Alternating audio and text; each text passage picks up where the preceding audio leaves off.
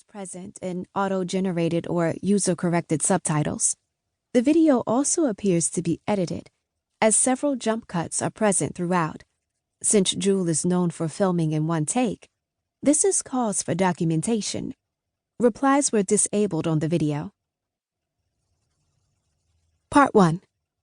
Some assembly required. When the world burns, at least I'll die in comfort. Jewel Van Hannon. Silent Star. After school, Luna sat alone under her favorite tree on the front lawn, eating the rest of her lunch while waiting for her ride home. And then she started choking. Her mouth opened and closed like a fish gasping on land.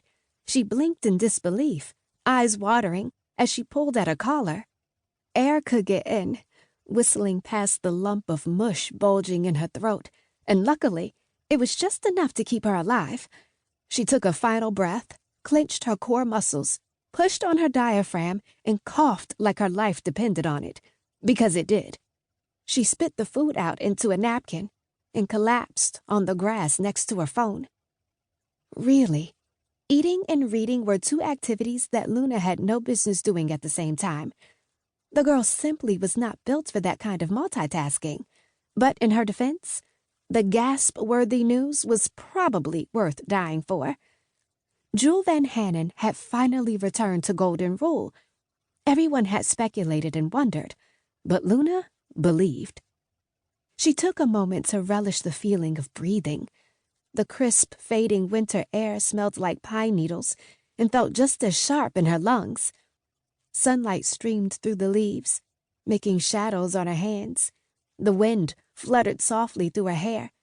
She had half a mind to make a new video for Golden Rule and title it something like Resurrection in Green, in honor of not choking to death and Jewel's return.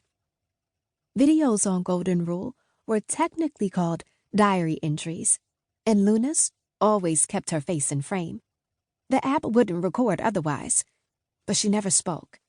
Her silence got filled by the roaring wind on blustering days, the panging echoes of emptiness when her sister left her alone on weekends, the cacophony of her loud classmates, and the like. Crickets at the park were her co-stars on good days, as were the sounds of speeding cars while she stood on a bridge on bad days. True to her screen name, Luna was the silent star of Golden Rule, and one of the founders of the Goldspiracy forums. A steady thrum of too much bass peeled around the corner.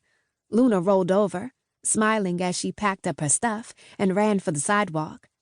Alex always drove like a getaway driver, fleeing the scene of a bank heist, with a car full of money, riding the hubristic high of making it out alive. He'd never been late, never missed a day, and never slowed down in front of her school, choosing instead to come to a tire-screeching halt. Inside the car, Luna immediately turned back to her phone. The forum had gone feral with excitement when Jewel had announced Golden Weekend 10, the 10th time she would host the event. And as promised, she had followed 3 of the 4 users, Jade the Babe, Belle Lowe, Streetcar Bouvier.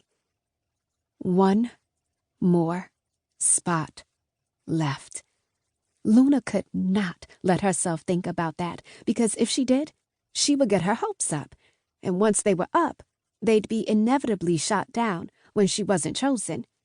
So instead, she concentrated on her work.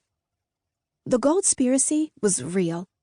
Luna had coined the term after figuring out everything Jewel did in the app had purpose. Her idol was also a low-key genius, planting clues and Easter eggs in all her videos, essentially challenging the community to figure them out without ever acknowledging any of it. Sometimes Jewel even roped in Olive, her bestie, and Ethan, her brother, by hiding clues in their videos too. Most of her challenges could be solved with an internet search or two and strung together to create a message. But that wasn't the hard part.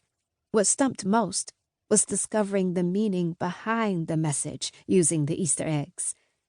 No one on the Goldspiracy forums was better at interpreting Jewel than Silent Star.